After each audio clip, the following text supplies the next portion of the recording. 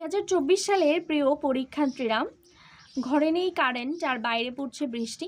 তাই আজকে suggestion video তৈরি করতে অনেক কষ্টের সম্মুখীন হতে হয়েছে। অনেক মাথা খাটিয়ে অনেক পরিশ্রম করে এই সাজেশন ভিডিও তোমাদের জন্য নিয়ে এসেছি। তোমাদেরকে বলেছিলাম গদ্য অংশের ক এবং খ এর সাজেশন আজকে দেব, কিন্তু বৃষ্টির কারণে সময়টা একটু বিঘ্নিত হয়েছে, তাই দেরিতে দিতে হয়েছে। কিন্তু প্রিয় শিক্ষার্থীরা, এই সাজেশন যদি তোমরা খুব ভালো মতো পড়ে যাও, পরীক্ষায় অবশ্যই একটা ভালো রেজাল্ট করতে পারবে। আর আরেকটা কথা হচ্ছে, এই ধরনের সাজেশন ভিডিও পেতে এবং পরীক্ষা বিষয়ক সকল আপডেট পেতে চ্যানেলটিকে সাবস্ক্রাইব করো, কারণ পরবর্তীতে আমি প্রত্যেকটা পরীক্ষার জন্য সাজেশন ভিডিও নিয়ে আসব। অনেকে আমাকে অনুরোধ করেছো, তাই তোমাদের জন্য এত কষ্ট হলেও আমি সাজেশন ভিডিওগুলো তৈরি করছি। এবার চলে যাব সাজেশনে। বাংলা প্রথম পত্রের গদ্য অংশের আমি যে সাজেশনটা তোমাদেরকে দিয়েছিলাম একটা ভিডিওটাতে আমি বলেছিলাম যে 2 দিন পরে কিভাবে বাংলা প্রথম পত্র শেষ করবে। সেখানে আমি গদ্য অংশে তোমাদের জন্য সাজেশন প্রোভাইড করেছিলাম। সেখানে যে অধ্যায়গুলো আমি গুরুত্বপূর্ণ বলে বলেছিলাম, সেই অধ্যায়গুলো আজকে তোমাদের ক এবং খ অংশ অর্থাৎ জ্ঞানমূলক ও অনুধাবন অংশের তোমাদের সাজেশন নিয়ে এসেছি। প্রথমে রয়েছে অপরিচিতা। অপরিচিতার জ্ঞানমূলকগুলো দেখে নেব। 1. অনুপমের পিস্তুত ভাইয়ের নাম কি? বিনু। 2. বিয়ের সময় অনুপমের বয়স কত ছিল? 23 বছর। 3. শম্ভুনাথ সেনের পেশা কী ছিল? ডাক্তারি। 4. কল্যাণী কোন স্টেশনে নেমেছিল? কানপুর। 5. অনুপমের পিতার পেশা কী ছিল? ওকালতি। 6. অপরিচিতা গল্পে কল্যাণীকে কি দিয়ে আশীর্বাদ করা হয়েছিল? ইয়ারিং। 7. কাকে মা কালফল বলে বিদ্রূপ করা হয়? অনুপমকে।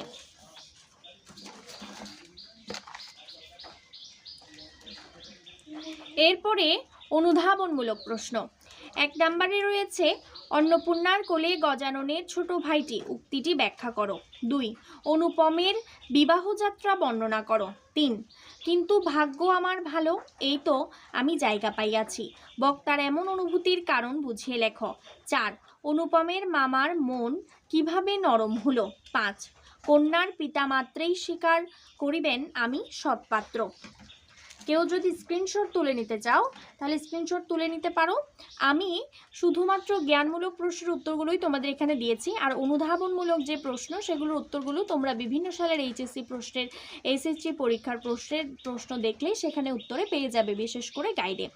আমি কেন অনুধাবনমূলক প্রশ্নের উত্তর দিইনি? যদি উত্তরগুলো দিতাম ভিডিও অনেক বড় হয়ে যেত, তখন এখন তোমাদের প্রত্যেকটা মুহূর্ত হচ্ছে খুব ইম্পর্টেন্ট। তাই ভিডিও বড় হলে তোমাদের দেখতে অসুবিধা হবে, তোমাদের সময় নষ্ট হবে, এই কারণে আমি ভিডিওতে উত্তরগুলো দিলাম না। তোমরা যে কোনো গাইডে এইচএসসি পরীক্ষার প্রশ্নের উত্তরপত্র দেখলে এই প্রশ্নগুলো পেয়ে যাবে। তারপরে হচ্ছে কি জ্ঞানমূলক হচ্ছে 52 দিনগুলির। 1 নম্বর রয়েছে 52 দিনগুলি প্রবন্ধটি কোন গ্রন্থ থেকে সংকলিত হয়েছে? অসমাপ্ত আত্মজীবনী থেকে। 2. রেণুকে বঙ্গবন্ধুর স্ত্রী। 3. রেণুর পুরো নাম কি? শেখ ফজিলতুন্নেসা মুজিব। 4. 52 দিনগুলো কোন জাতীয় রচনা? আত্মজীবনীমূলক রচনা। 5. অসমাপ্ত আত্মজীবনী কে লেখেন? বঙ্গবন্ধু। 6. বঙ্গবন্ধুকে কে ডাবের পানি খাইয়ে অনশন ভঙ্গ করান? সহবন্ধী মহিউদ্দিন আহমেদ। এরপরে রয়েছে অনুধাবনমূলক প্রশ্ন। 1. মানুষের যখন পতন আসে তখন সে পদে পদে ভুল করে, ব্যাখ্যা করো। 2. নাস্তা খাবার ইচ্ছা আমাদের নেই, কে কোন প্রসঙ্গে কথা বলেছেন? 3. যদি এই পথে মৃত্যু এসে থাকে তবে তাই হবে, ব্যাখ্যা করো। 4. আমরা অনশন ভাঙব না, উক্তিটি বুঝিয়ে লেখো। 5. ভরসা হলো আর দমাতে পারবে না, ব্যাখ্যা করো। এবার আসবো রেইনকোট গল্পের জ্ঞানমূলক প্রশ্নের উত্তর নিয়ে। 1 হচ্ছে রেইনকোট গল্পটি কার লেখা? আখতারুজ্জামান ইলিয়াসের লেখা। 2. রেইনকোট গল্পের কথকের নাম কি? নুরুল হুদা। 4. মিসক্রিয়ান্ট শব্দের অর্থ কি? দুষ্কৃতকারী। 4. কাদের সাথে নুরুল হুদার আঁতাত ছিল? ছদ্মবেশী কুলিদের সাথে। রেইনকোট গল্পটি কোন গল্পগ্রন্থের অন্তর্ভুক্ত? জাল স্বপ্ন, স্বপ্নের জাল। কার জন্য নুরুল হুদাকে তটস্থ থাকতে হয়? মুক্তিযোদ্ধা শ্যালক মিন্টুর জন্য।